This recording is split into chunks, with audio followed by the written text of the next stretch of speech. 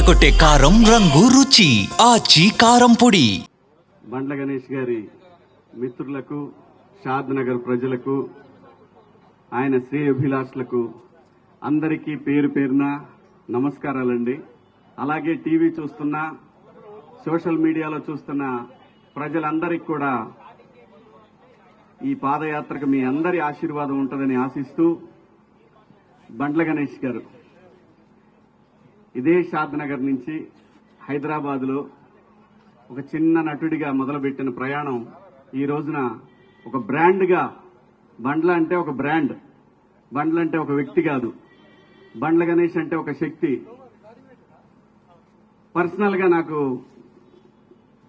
గణేష్ అన్నతోటి నాకున్న పరిచయం 30 సంవత్సరాల పైమాటే, 32 ఏళ్లు. నాకు మొదటిసారి కలిసినప్పుడు కరెక్ట్ గా వారం 10 రోజుల్లోనే ఆర్టిస్ట్ గా చేస్తున్నప్పుడు నాకు కమ్యూనికేషన్ లేదు. అంటే ఫోన్ గాని, అప్పుడు ఫోన్ కూడా లేదు, పేజర్ ఉండేదన్నమాట. ఎవరన్నా ఫోన్ చేసి ఆర్టిస్ట్ గా మాకు కావాలి అని చెప్పడానికి పేజర్ ఉండేది. నేను ఈ మాట ఇప్పుడే కాదు, చాలా సందర్భాల్లో చెప్పుకున్నా. నేను అది ఈ పరిశ్రమలో నాకు మొదటిసారిగా అవకాశం నాగార్జున గారు ఇస్తే, వైవిఎస్ చౌదరి గారి డైరెక్షన్ లో, ఆ తర్వాత మొదటి సినిమాగా మాస్టర్ రిలీజ్ అయితే నాకు ఎవరన్నా సహాయం చేశారు అనంటే అది గణేష్ అన్న మాత్రమే. ఎందుకంటే నాకు అది ఆ రోజు చాలా ముఖ్యం. మనకి టెలిఫోన్ ట్రంక్ కాల్స్ ఇలాంటివి ఉన్నప్పుడు, ఒక ఇంపార్టెంట్ విషయాన్ని చెప్పాలి అన్నప్పుడు గంటలు, రోజులు తరబడి జరిగేది. అలాంటిది ఆ రోజు నా కమ్యూనికేషన్ అనేది, అప్పుడు అది ఎంత కాస్ట్ కూడా తెలుసా మీకు? అది 4,000 5,000 ఉండేది. అది రే శివ ఇది ఉంచుకోరా, ఎందుకంటే రూములకు రెంట్లు కట్టడానికి కూడా డబ్బులు ఉంటాయి కాదు, తనకు తెలుసు. సో అలా మా ఇద్దరి మొదలైన పరిచయం. గణేష్ అన్న ఈ రోజు ఇంతవరకు వచ్చాడంటే దీని వెనకాల చాలా చరిత్ర ఉంది. ఎంతమందికి సహాయం చేసుంటాడు, ఎంతమందికి ఆస్తులు కొనిపెట్టుంటాడు, ఎంతమందికి తనకు తెలిసిన ఒక మాట సాయాన్ని వాళ్ళు కోట్ల రూపాయలు సంపాదించుకునే స్టేజ్కి తీసుకెళ్లగలిగాడు. ఇదంతటి కారణం ఏంటంటే, మనకు మనిషికి కావాల్సిన ఒక మంచి మనస్సు, ఒక మంచి సంకల్పం. వీళ్ళు బాగుండాలి, వీళ్ళు బాగుండాలి, నన్ను నమ్మి వచ్చారంటే వీళ్ళు నాకన్నా బాగుండాలి అనుకునే ఒక మనస్తత్వం బండ్ల గణేష్ అన్నది. అలాగే చంద్రబాబు గారి విషయంలో అసలు పార్టీలతో సంబంధం లేదు. గణేష్ అన్న అందరవాడు. స్వతహాగా తన కాంగ్రెస్ అభిమానం చెప్పి ముందు నుంచి ఆయన చెప్పాడు, అది మనందరం చూసాం. ఇప్పుడు చెప్తాడు, రేపు చెప్తాడు. మాట మార్చే రకం కూడా కాదు. ఒకవేళ తప్పు చేస్తే లేదు లేబ్బాయి పొరపాటు అయిపోయిందని చెప్పే రకం. అది ఎవరికి ఉంటుందంటే ఒక నిజాయితీపరుడికి మాత్రమే అటువంటి లక్షణం ఉంటది. తప్పు జరిగినప్పుడు క్షమాపణ చెప్పడం తప్పు కాదు, పొరపాటు జరిగినప్పుడు నేను మన్నించండి అంటాం తప్పు కాదు.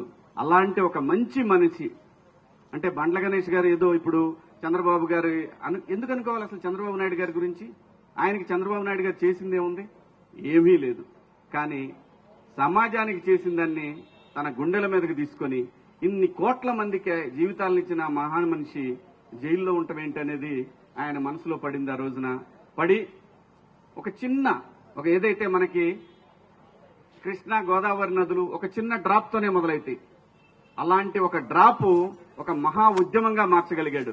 ఆ మహా ఉద్యమమే ఆ నాయకుడు చంద్రబాబు గారు బయటికి రావడానికి అంతమంది జనాలు, అన్ని కోట్ల మంది జనాల యొక్క ఒక వైబ్రేషన్ ఆయన బయటికి రావడానికి కారణమైంది.